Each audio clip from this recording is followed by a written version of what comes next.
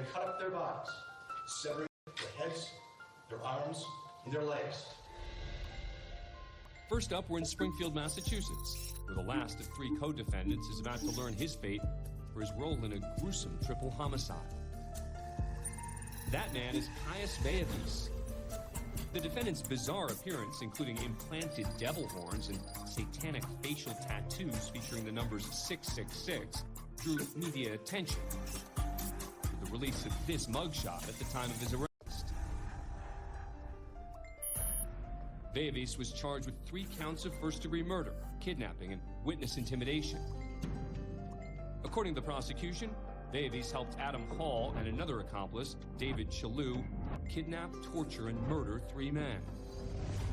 One was scheduled to testify against Adam Hall in an upcoming trial, and the other 2, according to police, were just in the wrong place at the wrong time. And that wasn't all. Each of the 3 men's heads, arms, and legs were cut off, and that the torsos of David Glasser and Ed Frampton were cut in half in the middle. After they had cut David Glasser's head off, he held it up, laughed, and made jokes about how ugly he looked. Both Adam Hall and David Chalou were found guilty on all charges and sentenced to life in prison without parole.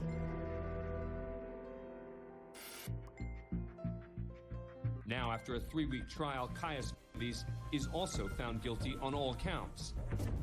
And the newly convicted murderer has a message for the jury. I'll see you all in hell, Philly. Remember that. Every one of you, I'll see you in hell. 3 days later, Veievis is back in the courtroom for sentencing, and when given a chance to speak, he proclaims his innocence. Let me make this clear one more time before I sit down. My hand was not in this, right? My hand wasn't in this. But if anybody thinks I'm going to hang my head today and beg for mercy, they're just as deluded in their thinking as that jury of my peers who convicted me of this. Caius Veievis was then sentenced to life in prison without the possibility of parole for his involvement in the grisly murders of the 3 men. A later appeal of the case was denied by the Massachusetts Supreme Court. Veievis' 2 co-defendants were also convicted and sentenced to life without parole. Next, we head to Rochester, New York for a probation hearing.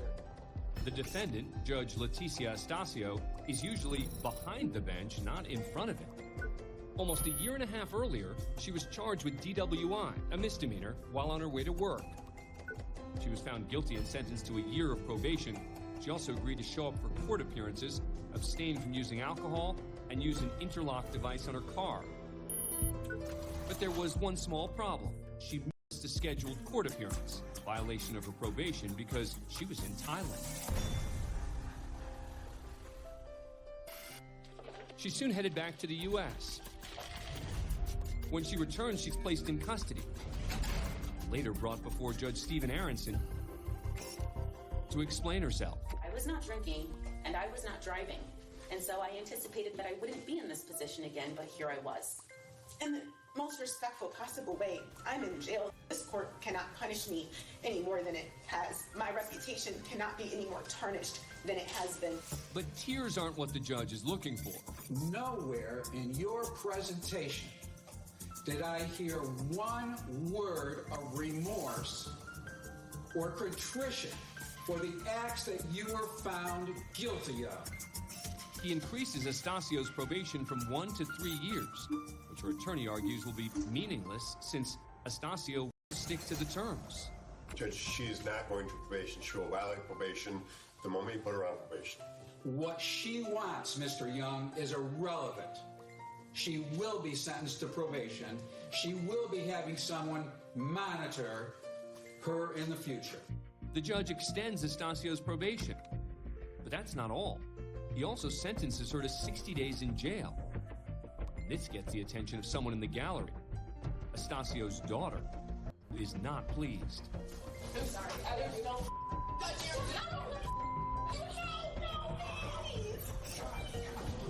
She's quickly removed from the court. I understand the compassion of your family members, and I don't agree with a word they're saying. Astasio is taken to jail. But the story is not over. 3 months later, Astasio's arrested twice. Once for leaving the county to visit a casino, and then for not using her alcohol monitor. She's brought before a new judge, Elizabeth Toole, who's even less sympathetic than the previous judge. Your actions show that you do whatever you want to do whenever you want to do it. And it stops today, and it stops now. Resentencing you to 180 days in jail. Starting now. It's appalling what you've done, and I hope you've learned your lesson. Case closed. As for Astasio's judicial career, she was suspended without pay for her probation violations. And after further violations, the State Judicial Conduct Commission recommends Astasio be removed from the bench, which she is by the state Supreme Court. Next, we're in Denver, Colorado for a first advisement hearing. The purpose of the proceeding is for the judge to explain to the defendant why he's being held in custody and to outline upcoming legal procedures, even though the defendant has not been officially charged. Today, things are being laid out for Anthony Waller. He was taken into custody on suspicion of multiple crimes, including false imprisonment and assault on a female victim at a local motel. Judge Doris Bird then explains he'll be held in custody while the case is being investigated. The investigation for false imprisonment, assault in the third degree, assault as a class 2 felony, and a misdemeanor charge as well in possession of drug paraphernalia. I'd like to object first. If I'm under investigation, I thought the investigation came first, then the rest came. Right. But before the judge can give Waller an explanation, a deputy gives him a nudge from behind. Hold on, man.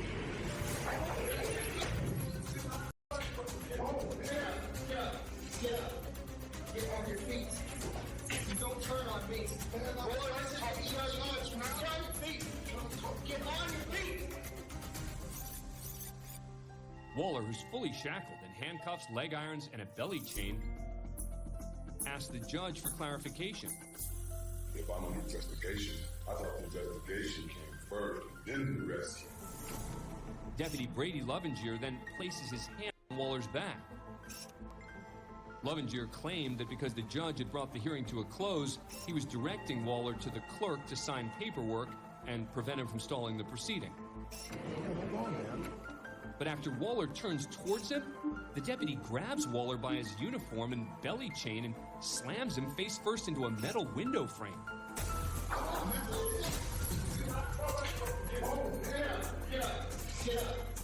Get on your feet. As Waller's dragged into a hallway, he tells deputies that he's injured. Get on your feet. Get on your feet. Anthony Waller suffered a head wound and broken teeth from the deputy's takedown, but things did not end there. After witnessing the incident firsthand, Judge Doris Bird filed an excessive force grievance against the deputy with the Denver Department of Public Safety. The agency found there was not an imminent threat to the safety of anyone in the court when Lovinger used excessive force on Waller. Following the investigation, Deputy Lovinger was suspended for 30 days by the city of Denver. Anthony Waller would later win a $50,000 civil suit against Lovinger and the city.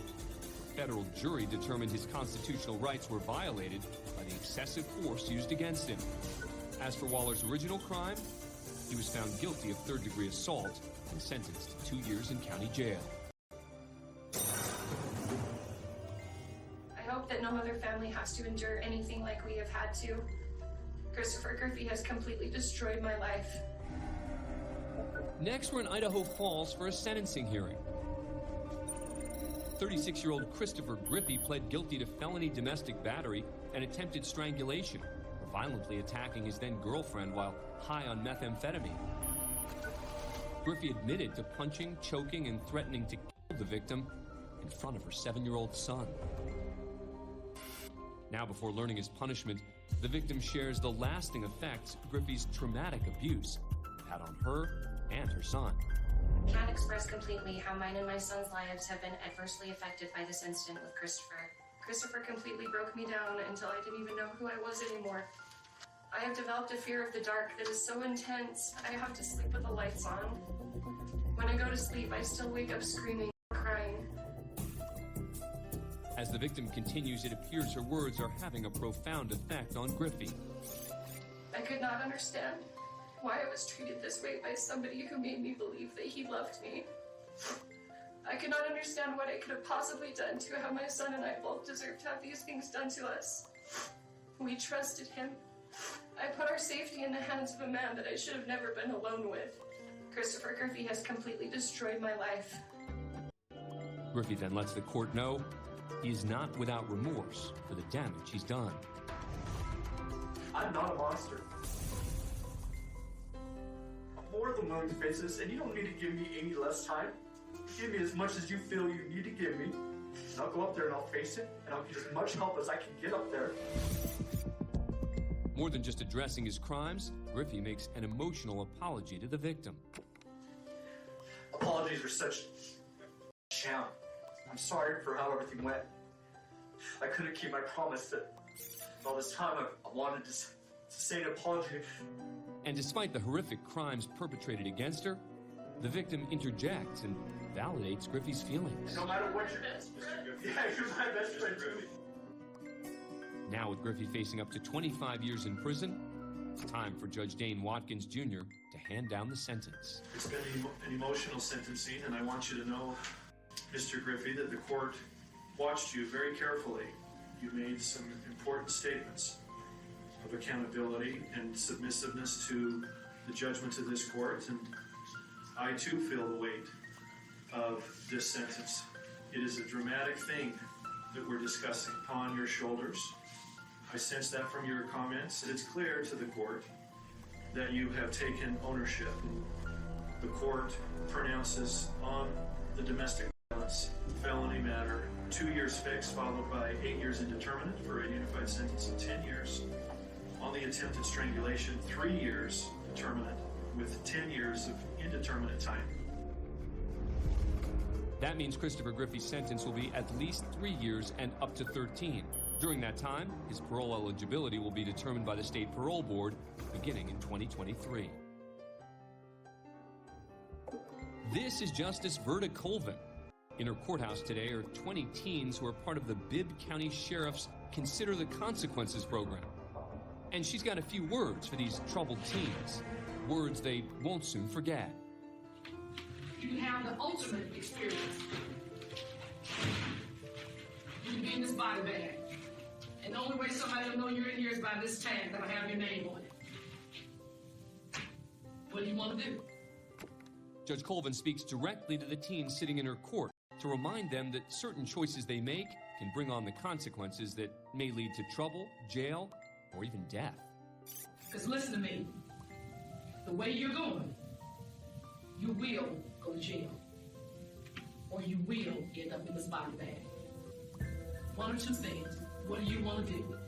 Young ladies, whether anyone has ever told you before, you're special, you're uniquely made. Stop acting like you're trash. Putting pictures of yourself on the internet. Stop being disrespectful to your parents. Care about your future. Be somebody. Anybody can be nothing. It doesn't take anything to be nothing. Be something. Do you understand what I'm saying? It certainly appears the judge's words are being heard loud and clear. Care about yourselves. The fact that you're shedding tears means you want to be better and you want to do better. Do it. The only person stopping you is you. Do better than what you've been doing. Do you understand me? Do you understand me? I don't expect to ever see the three of you all back in my courtroom like this. One day I want you to come tell me, Judge Colvin, when I got gray in my hair because I can't even color it anymore because it's so much gray, I want you to come tell me, Judge Colvin, I graduated from college. You might not remember me, but you said something to me to make a difference. And the judge is just getting warmed up as this deputy steps out of the way of the judge who's on a mission. Don't let me see you here again. Anybody can do nothing. Why would you want to do nothing? Anybody can do and be nothing. Who thinks they're better than nothing? Now, slow. Okay, put your hand out. Now, slow raising your hand. Let me tell you both something. You are special, and you are uniquely made, and nobody else can do what you're supposed to do in this world. Nobody else. And if you don't do it, we won't have it. As a member of the courtroom staff reaches for the tissues, the judge closes out her unforgettable speech with a final thought. And when I see you all hurting, it makes me hurt too. Because I don't even know you all personally, but I love each and every one of you. And I don't want you to come in my courtroom and I have to send you as an adult at the age of 17. I don't want that.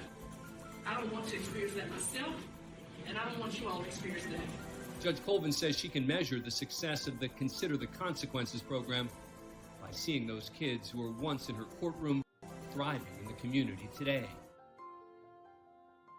I'll ask my lawyer right now. Are you speaking to me? Next, we go to a hearing in Douglas County, Georgia. The defendant is 32-year-old Sahara Fakir. She's been charged with armed robbery, burglary, and murder. The victim was 66-year-old local businessman Jerry Wheeler, who was stabbed in his home while making dinner. Wheeler was the father of the Douglas County Sheriff's Office deputy who discovered the body. Fakir didn't know the victim, and there was no apparent motive for the crime. She's in court to hear charges, and from the start, doesn't seem to appreciate the magnitude of what she's facing. You're charged with the murder of Jerry Franklin Wheeler. You understand that? In the Masonic courthouse, I understand that. I understand that this courthouse is a cursed courthouse. Yes, I understand. Okay. And if you are judging me, you're not God-fearing, Allah will have vengeance on you, and everyone else in here is not God-fearing. I understand that. The judge takes the claim in stride. But as the topic shifts to legal representation, that's when things get really bizarre. Do you have a lawyer? I'll ask my lawyer right now. Are you speaking to me? Are you going to get a lawyer? Allah is my lawyer right now. And if you do not release me, Allah will have his vengeance on you. Like he did in 2009 when he sent that flood. It's only going to get worse. It's unclear what flood the defendant is referring to, so the judge carries on. Well, if you cannot employ a lawyer, then you can apply to the public defender's office for an appointment of one at no cost to you. What I said. I'm just trying to inform you of your rights. No, I better be released from that Masonic courthouse. Unfazed by Fakir's demands and divine proclamations, the judge tries to finish up. Grand jury meet, and it will determine whether or not to proceed with this case. Do you understand that? If they disbelieve, they better not proceed. Okay. Bond will not be granted today. If you want such a bond, you can make application and have a hearing as to that matter. Do you understand? Why can't I get a bond today? I'm not going to grant a bond today. This is just an initial appearance. Why? Because it's going to have a hearing to have the bond. Anything else? Perhaps out of frustration, Fakir moves on from the judge and begins criticizing a local news station covering the hearing. Fox 5, really? Like the Illuminati Reptilians News Channel. Really? They're a member of the public. They can come to the courthouse like They're a member anybody. of disbelieving public. Thank you, Your Honor. Fakir's case eventually goes to trial. She's found guilty of murder, armed robbery, and burglary. She's currently in a state prison with a life sentence, no chance of parole. That's it for this edition of Court Cam. I'm Dan Abrams. Thanks for watching.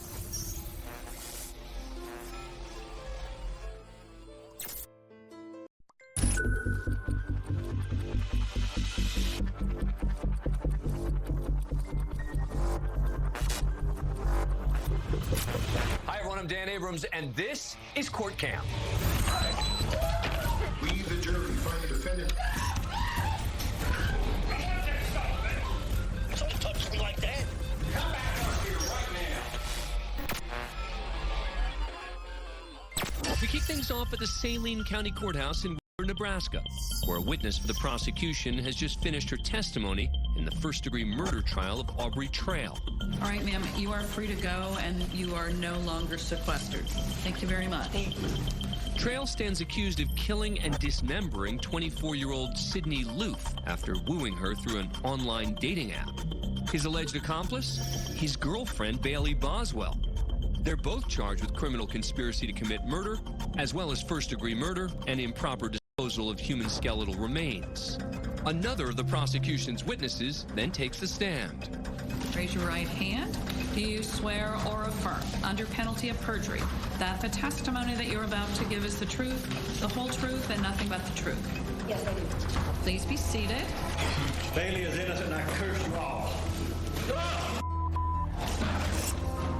Trail, who has fallen out of his wheelchair, just attempted to slash his own throat with a sharp object after exclaiming that his co-defendant is innocent.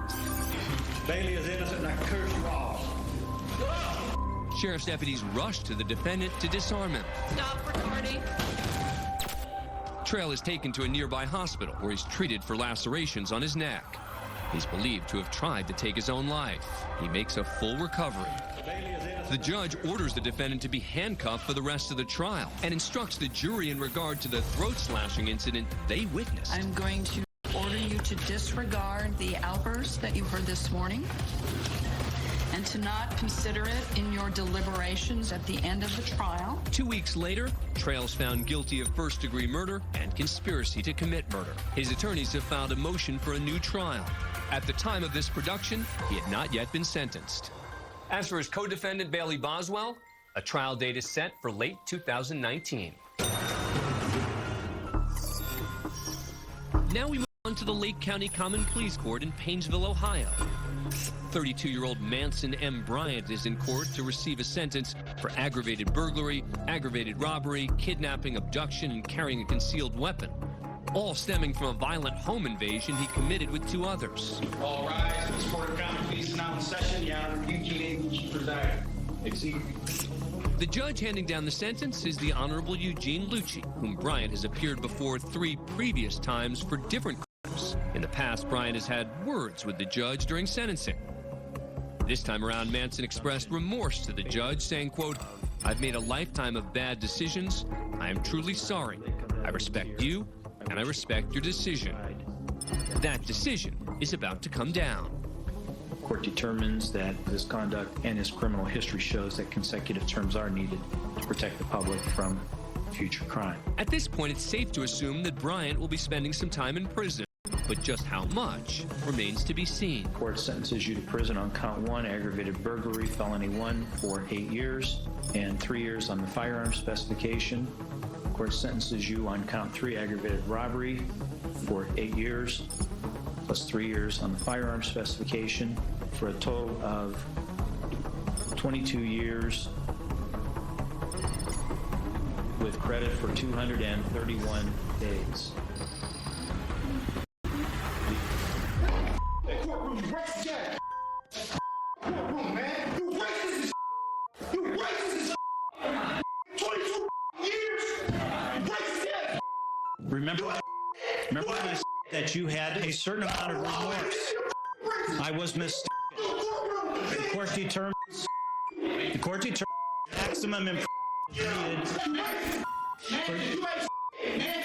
Calm down, bro. You can see 2 people in the gallery trying to calm Bryant down. Get out of here. Hey, take him out, please. Take him out, please. I love you, bro. I love you, man. I love you, So it's 28 years with credit for 231 days. All right, you can take him. Bryant's outburst leads the judge to impose the maximum sentence allowed for his conviction. He'll now spend 28 years behind bars. Bryant plans to appeal the decision. The defendant has shown me that he has no remorse whatsoever, and therefore the court determines that maximum imprisonment is needed. He poses the greatest likelihood of recidivism.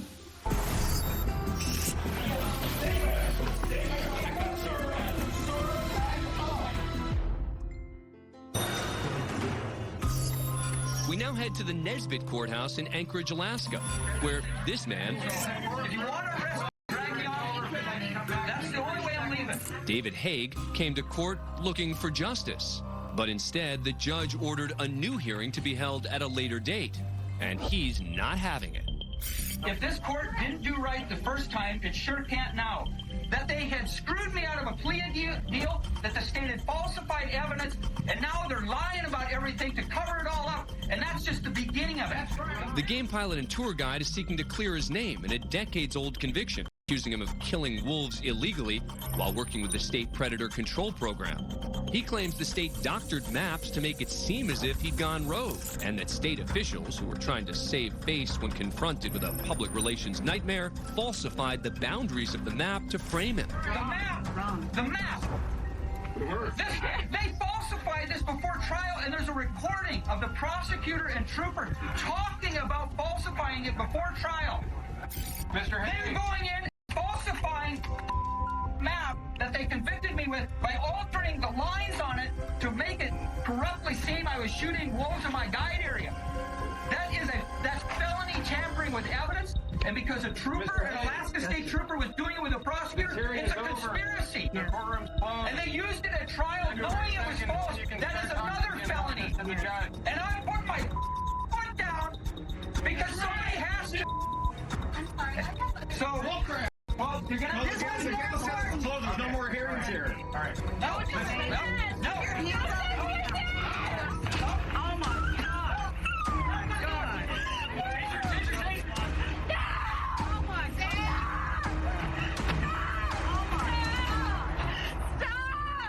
my God. Judge, you need to stop this right now. Stop this right now. Stop it now, Judge. Right now, do something, Judge. Stop it, Judge. Stop it. Do your job. Stop this.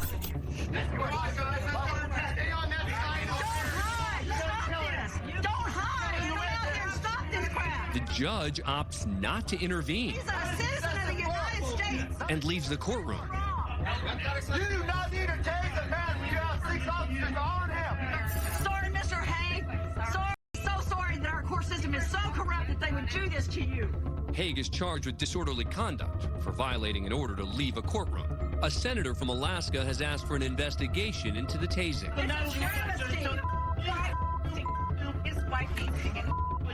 Haig's attempt to clear his name continues.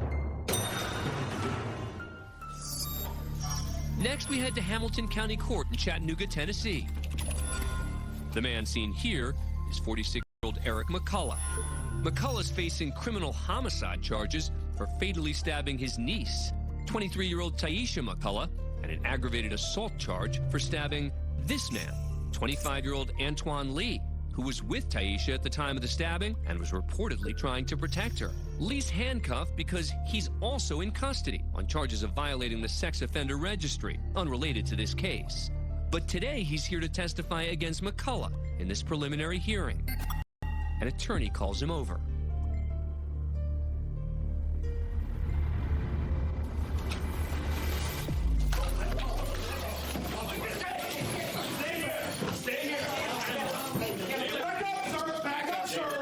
Officers take Lee to the ground. Additional officers are keeping a watch on men potentially looking to rush the scene. Calm down, baby. Calm down. McCullough is taken out of court. His charges are eventually reduced to voluntary manslaughter. He receives a 3 to 6 year sentence. Lee is finally being raised to his feet after being restrained. Though Lee would be eventually released from jail, his story has a tragic end. Within 4 years of this incident, he's shot and killed. There were several bullets that were fired. However, we believe that the victim was targeted. The crime remains unsolved. Lee was 29 years old. He was sworn in. No, I was not sworn in. I've never been sworn in this court. Bring the camera back. He's making this up. We head down to Daytona Beach, Florida, where a call comes into the Volusia County Sheriff's Office. Communications, Warhurst. Yeah, I want to report a crime that's about to happen. What do you mean a crime that's about to happen? Yeah, there's about to be a crime that's going to happen if my kids don't come back to me, you stupid. Because your stupid judges don't want to bring people to courtrooms. I got a gun pointed at your building. Sir, what is going on? Who the you calling, sir, you stupid? Where's your judge warrant at? You going to bring that out in handcuffs and I'm going to execute that son of a in the street. I'm letting you know I'm going to shoot this. You gonna with my kids. Where are you at, sir? I just told you I'm outside of her building waiting for her to get there in the morning. I'm going to pop a cap in that. you stupid. Detectives identify the anonymous caller and track him down. Alan McCarty is arrested and charged with making death threats against a judge, whom he mistakenly believes took his children away in a child custody case. Now, a year later, in front of a different judge, his trial begins. Technical record, Mr. McCarty, President. He's under oath from the start of the trial. No, I'm not. I'm not under oath. All right, raise your right hand. Let's swear you in. I'm not under oath. That's your bad finger. I didn't appreciate that. You're going to threaten me like you did the other day? Threaten you to participate here. No, you threatened my life the other day. I am not under oath. This is being done unconstitutionally. Y'all took my kids unrightfully. You want to allow my witnesses here? You want to allow my paperwork? Y'all took all my court paperwork. We haven't started the trial yet. It doesn't matter. You still deny it. You want to take my kids from me and act like that? You in that? You in the took my kids. Holly, make sure you take down what I say. He was sworn in. No, I was not sworn in. Yes, I've never been sworn in this court. Bring the camera back. He's making this up. That being said, number one, I need to know whether or not you want to be here during the trial process. No. All right. Do you want to testify then? No, I don't. This is all being done unconstitutionally, unrightfully. Do you want to be in the room or not? Do you want to my I'd prefer not to, sir. Well, you got a mouth for it. No, do you want to be here or not? Oh, who the wants to sit here while you take their kids? This is a conflict of interest. Every right y'all I supposedly have you violated. Can I get some more, please? I got a lot more custom to do. I need drug weapon. Do you want to be here when the jury's here? What the you think? I don't know. I need you to answer. McCarty decides he'll stay for witness testimony, Oh, my other answers wasn't good enough. but is ordered out after continuing with his outbursts. McCarty's eventually found guilty. He returns the following month for sentencing. Everyone ready to go? Yes, Your Honor. All right, State of Florida versus Alan McCarty Jr., who is present here today on two reasons. One is to sentence on a jury verdict that had been accepted, but we're also here on an order to show cause, which I would like to address first. First of all, if I haven't formally already, but you're before the court, Mr. McCarty, to show cause why I should not hold you in contempt for behavior that you demonstrated during the jury trial. You threatened the unborn child of the prosecutor. What a bunch of lies, you stupid piece of Then also You threatened my life. in the You back room. I'm not standing up. Resisting. I'm not resisting. I'm just not standing up. I'm not standing. I don't have to stand. McCarty's removed again. This time he's placed in a back room with a one-way mirror. Count one, I'm going to adjudicate him guilty. Sentenced to 15 years in Florida State Prison. As to count two, I'm going to adjudicate him guilty to run consecutive to count one. McCarty's currently serving his sentence in a Florida state prison.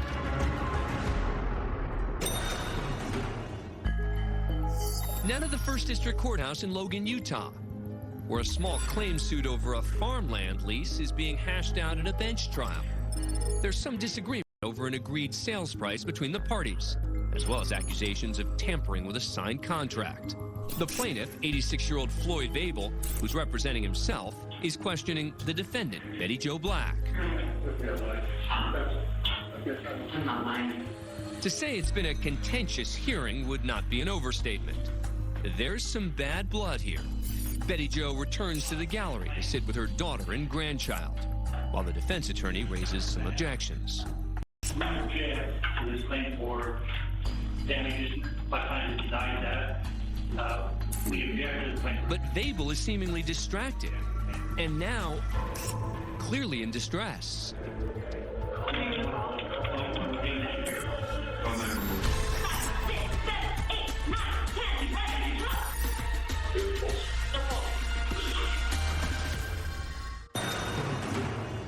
We're back in Utah, and a plaintiff in a civil Brooks having some kind of serious medical issue after a heated back and forth with the defendant.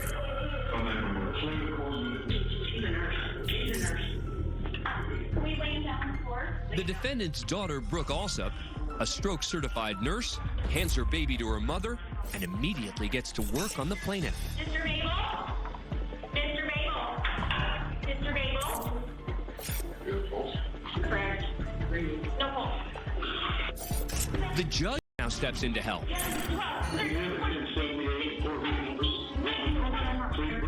With the help of a defibrillator and Brooks' command of the situation, Babel's condition improves dramatically. What's your name, sir? He's not responding. He's not calling command. Babel's transported to a nearby hospital where he's evaluated and treated for a brain aneurysm. If it weren't for the quick thinking action of the berated witness's daughter, Brooke, things might have turned tragic. Joining me now is Brooke Alsop, the nurse you saw there in that video. Thank you very much for joining us. We appreciate it. Thank you for the opportunity. So what happened with the lawsuit? The judge ended up throwing it out because he felt like the contract, the farm lease agreement was, revised and verbally agreed and then not. And he just said there's no clear-cut agreement here. And then he had said, which was really funny, he said that you guys should probably not do business in the future, but this is why we have clear-cut agreements, so that when there is a dispute, that it can be handled appropriately. So bring us back to that moment when this happens. Who said what to you to kick into action? In that moment, I just heard the sound Mr. Babel was making. And when a person is making that sound, you know something is seriously wrong. So I just jumped in and said, this is what we need to do. Lay him down, I want to watch him. And so I watched him, and then all of a sudden he took one last breath, and he wasn't breathing. And then the bailiff is feeling for a pulse, and I'm feeling for a pulse, and there's no pulse. And it's funny, my training just kicks in. And I have to give Judge Allen some credit here. He did help me do a round of compressions. All I remember in that moment when I'm pushing on his chest and I'm doing the compressions, I can see the curls of my hair in my preview as I'm pushing, and I say, I'm getting tired. And I was trying to be as vocal as I could to let someone know, and then all of a sudden, it was like I see his white shirt and his tag, and it was like, he's going to relieve me, because compressions, that's hard work. Yeah. I mean, you're going 2 inches deep into someone's chest and you're breaking ribs. So it was just incredibly lucky for him Yeah. that you were there. Yeah. I assume he came and thanked you? No, I haven't heard from Mr. Babel. No. Does it surprise you? I'll be honest, no. He's just kind of one of those cantankerous old guys, out in the country. On behalf of Mr. Babel, let me thank you. Thank you. I would like to thank you for what you did and for what we just watched. Thank you so much. Brooke Alsop, thank you so much for coming in. It was great to meet you. We appreciate it. That's it for this edition of Court Cam. Thanks for watching. See you next time.